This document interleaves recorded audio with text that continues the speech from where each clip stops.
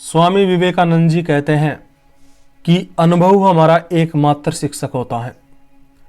जब मैंने पहली बार यह विषय पढ़ा तो मुझे इस विषय को समझने में बहुत कठिनाई महसूस हुई थी, लेकिन मैंने इस विषय को समझकर इसे आसान से आसान भाषा में समझाने की कोशिश की है और मुझे पूरा विश्वास है यदि आप धैर्य के साथ में पूरा वीडियो देखते हैं तो आप भी इस चीज़ को समझ जाएंगे कि अनुभव ही हमारा एकमात्र शिक्षक होता है। ऐसा स्वामी विवेकानंद जी ने क्यों कहा? तो वीडियो को शुरू करते हैं। हम चाहे कितने ही तर्क विचार करते रहे, लेकिन यदि हम प्रत्यक्ष अनुभूति नहीं करते हैं तो हम वास्तविकता का पता नहीं लगा पाएंगे। प्रत्यक्ष अनुभूति का मतलब है कि हम खुद उस चीज़ को देखें, हम खुद उस चीज़ को महसूस करें, हम खुद उस चीज़ को सुने इत्यादि। लेकिन अब सवाल आता है कि हर चीज़ को तो उस चीज़ के पास में जाकर प्रत्यक्ष रूप से अनुभव नहीं किया जा सकता, तो इस हिसाब से तो किताबों से लिया गया ज्ञान बेकार है। असल में जब हम किताबों से ज्ञान लेते हैं तो वह ज्ञान दूसरों का अनुभव होता है। वह भले ही हमारा अनुभव नहीं होता, लेकिन दूसरों का अनुभव होता है। ऐसी स्थिति में हम अनुभव को जोड़ जोड़ कर ज्ञान प्राप्त करते हैं। मतलब मैं आपको समझाता हूँ। जैसे कोई व्यक्ति कहीं पर घूमकर आता है और वह आपसे कहता है कि वहाँ पर एक चीज़ थी जिसका रंग सफ़ेद था, छूने से वह चीज़ ठंडी महसूस हो रही थी। तो इस हिसाब से आप अपने दिमाग में एकत्रित पुरानी जानकारी से यह अंदाज़ा लगा लोगे कि वह चीज़ बर्फ़ है। लेकिन अब मान लेते हैं किसी व्यक्ति ने किसी चीज़ का अनुभव भी नहीं किया हो तो ऐसी स्थिति में एक व्यक्ति अपना अनुभव दूसरी चीज़ से जोड़कर, जैसे कि हवा ठंडी होती है तो वह भी ठंडी होगी, तो ठंड का एहसास कर सकता है। लेकिन अब एक और सवाल आता है कि अगर किसी व्यक्ति ने जन्म से कभी ठंड का एहसास ही नहीं किया तो वह ठंड का ज्ञान कैसे प्राप्त करेगा? तो इसका सीधा जवाब है कि ऐसी स्थिति में वह बिना ठंड को महसूस किए, बिना उसके प्रत्यक्ष अनुभव के उसके बारे में जान नहीं सकता। सोचो, आपको 0 से लेकर 9 तक के अंकों का ज्ञान नहीं है और कोई व्यक्ति आपसे कहता है कि वहाँ पर 40 व्यक्ति थे, तो आप इस बात का अंदाज़ा नहीं लगा पाओगे कि 40 व्यक्ति कितने होते हैं, क्योंकि आपको 0 से 9 तक के अंकों का ज्ञान नहीं है और इस वजह से ना ही आप उसके आधार पर कोई कैलकुलेशन कर सकते हैं। तो ठीक वैसे ही हमें अप्रत्यक्ष अनुभव लेने के लिए भी प्रत्यक्ष अनुभव की आवश्यकता होती है, भले ही वह किसी अन्य रूप में लिया गया हो। अगर किसी व्यक्ति ने बर्फ़ को छुआ है और ठंड को महसूस किया है, तो अगर कोई व्यक्ति उससे कहता है कि वह सफ़ेद थी और ठंडी महसूस हो रही थी, तो वह व्यक्ति अंदाज़ा लगा सकता है कि शायद वह बर्फ़ के जैसी थी, शायद वो बर्फ़ के बारे में बात कर रहा था। भले ही वह बर्फ़ नहीं थी, लेकिन वह बर्फ़ के जैसी थी। इस प्रकार से अंदाज़ा लगाकर ज्ञान को जोड़कर उसे समझा जा सकता है, जिस प्रकार की यहाँ पे उसने बर्फ़ से जोड़कर उस चीज़ को समझा कि वो चीज़ बर्फ़ के जैसी थी। यह बात आपको थोड़ी बहुत जटिल लग रही होगी, लेकिन मेरी बात को समझने की कोशिश कीजिए कि मैं बस इतना कहना चाहता हूँ कि जब हम किसी चीज़ के बारे में अप्रत्यक्ष रूप से ज्ञान प्राप्त करते हैं, जैसे कि हम किताबों से ज्ञान प्राप्त करते हैं या किसी से सुनकर ज्ञान प्राप्त करते हैं, तो वह ज्ञान हमें प्राप्त हो सके, इसके लिए अनिवार्य शर्त है कि आपको कुछ आधारभूत अनुभव होने चाहिए और वह अनुभव आपका प्रत्यक्ष अनुभव होना चाहिए। मतलब आपने खुद उपस्थित रहकर उन्हें अनुभव किया हो। आदमी कुछ करके ही सीखता है। ऐसी स्थिति में एक सवाल और आ जाता है कि यदि आदमी केवल करके ही सीखता है, यदि आदमी केवल प्रत्यक्ष अनुभव के बिना कुछ सीख ही नहीं सकता, तो फिर पैदा हुए बच्चे के बारे में क्या विचार है? पैदा हुए चूजे के बारे में क्या विचार है? पैदा होते ही मुर्गी का बच्चा यह कैसे जान जाता है कि उसे दाने चुगने हैं? पैदा होते ही मनुष्य का बच्चा यह कैसे समझ जाता है कि उसे भूख लग रही है और भूख लगने पे उसे रोना है? तो उसे उस डर का एहसास कैसे हो जाता है? तो इसका कारण है कि उस पैदा होने वाले बच्चों ने डर का और खाने का खुद एहसास नहीं किया है, लेकिन उनके पूर्वजों ने वो सब अनुभव किया है। उनके पूर्वजों ने मौत का डर अनुभव किया है।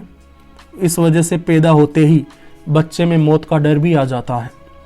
भले ही ये पूरी तरह से नहीं आता, हल्के से रूप में आता है, लेकिन आ जाता है। और पैदा होते ही बच्चों में दो डर तो निश्चित रूप से आ जाते हैं। पहला डर होता है ऊंचाई से गिरने का डर, और दूसरा डर होता है तेज आवाज का डर। मौत का डर ऊंचाई से गिरने के डर से संबंधित है, क्योंकि वह ऊंचाई से गिरने से इसीलिए डर रहा है क्योंकि इससे उसकी मौत हो सकती है। आप किसी बतख के अंडे को मुर्गी के अंडों के बीच में रख दीजिए।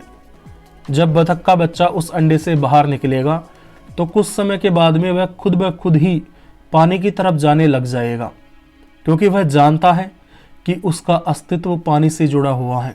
भले ही बतख के बच्चे ने इसके पहले कभी पानी नहीं देखा और ना ही उसे कभी अनुभव किया है और ना ही वह उसके बारे में जानता है, लेकिन फिर भी उसके अंदर पानी की तरफ जाने की जन्मजात प्रवृत्ति मौजूद होती है। और उस प्रवृत्ति के मौजूद होने का कारण यह होता है क्योंकि उसके पूर्वज बार बार पानी की तरफ जाते थे और उनका यह कर्म ही संस्कार का रूप ले लेता है। संस्कार का मतलब है कि एक तरह से हमारा मन आकार ले लेता है। जैसे हम किसी लोहे को बार बार पीटते हैं तो उसका आकार बदल जाता है, ठीक वैसे ही जब हम कुछ काम लगातार करते रहते हैं, बार बार करते रहते हैं, तो उससे हमारे मन पर प्रभाव पड़ता है और वह अनुभव हमारे मन में जमा होते जाते हैं और इसी को कहते हैं कि हमारे मन पर छाप पड़ गई है, मन पर संस्कार पड़ गया है। तो ठीक वैसे ही उसके पूर्वजों की वजह से उस बतख के बच्चे पर या उस मुर्गी के बच्चे पर या उस मनुष्य के बच्चे पर संस्कार पड़ चुका है। इस वजह से वह इन बातों को समझ पा रहा है। असल में हम इसे कहते हैं कि यह तो जन्मजात प्रवृत्ति है। वास्तव में यह जन्मजात प्रवृत्ति होती क्या है? जन्मजात प्रवृत्ति संस्कारों का योग होती है, पर फर्क बस इतना होता है कि वे संस्कार हमारे पूर्वजों पे पड़े थे। हम किसी चीज का अभ्यास करके उसे अपनी जन्मजात प्रवृत्ति के जैसा बना सकते हैं। बार बार अभ्यास करके हम अपने मन के आकार को बदल सकते हैं। जैसे एक व्यक्ति है जिसका पियानो बजाने में कोई इंटरेस्ट नहीं है और वह पियानो बजाना जानता भी नहीं है। जब शुरुआत में वह पियानो बजाने की कोशिश करता है तो शुरुआत में उसे समझ में नहीं आता कि कब कौन सा पर्दा दबाना है, कब कौन सा बटन दबाना है। लेकिन यदि वह अभ्यास करता रहता है और बहुत तगड़ा अभ्यास कर लेता है, भयंकर प्रैक्टिस कर लेता है, तो पियानो बजाना उसके लिए बिल्कुल सहज हो जाता है। ऐसे हो जाता है जैसे कि वह जन्म से इसके लिए ही बना हो। फिर एक टाइम ऐसा आता है कि वह पियानो भी बजा लेता है और साथ में दूसरे से बात भी कर लेता है। एक तरह से देखा जाए तो जब बार बार किसी चीज़ का अभ्यास किया जाता है तो उसकी वजह से हमारे मन पर छाप पड़ने लग जाती है, संस्कार पड़ने लग जाते हैं और उसकी वजह से हमारा मन उसी के अनुरूप ढल जाता है, उसी के अनुरूप आकार धारण कर लेता है। स्वामी विवेकानंद अनुभव को ही एकमात्र शिक्षक बता रहे हैं तो सही कह रहे हैं, क्योंकि अगर व्यक्ति प्रत्यक्ष रूप से अनुभव न करे तो उसका ज्ञान किसी काम का नहीं रहता। मतलब मेरी बात समझने की कोशिश करो। आप चाहे डर पर हजारों किताबें पढ़ लो, लेकिन यदि आप डर का सामना नहीं करोगे, खुद उसका सामना करके अपने मन पर संस्कार नहीं पड़ने दोगे, तब तक आपका डर खत्म नहीं होगा। आप चाहे किसी वाहन को चलाने के लिए कितनी ही किताबें पढ़ लो, कितने ही नियम समझ लो, लेकिन जब तक आप खुद प्रत्यक्ष रूप से उस वाहन को चलाने की कोशिश नहीं करोगे, तब तक आप उसे चलाना नहीं सीखोगे। किताबी अनुभव या अप्रत्यक्ष अनुभव हमें सीखने में मदद कर सकते हैं, लेकिन सिखा नहीं सकते।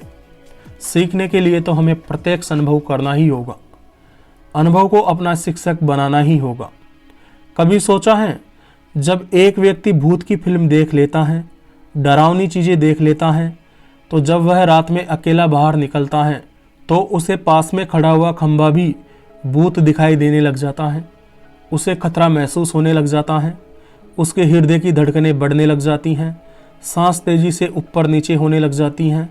वह इस बात को जानता है कि हकीकत में ऐसा कुछ भी नहीं है और वह अपने आप को समझाने का प्रयास भी करता है कि यहाँ पर कोई भी भूत नहीं है, लेकिन फिर भी उसका हृदय और उसका शरीर उसका साथ नहीं देता।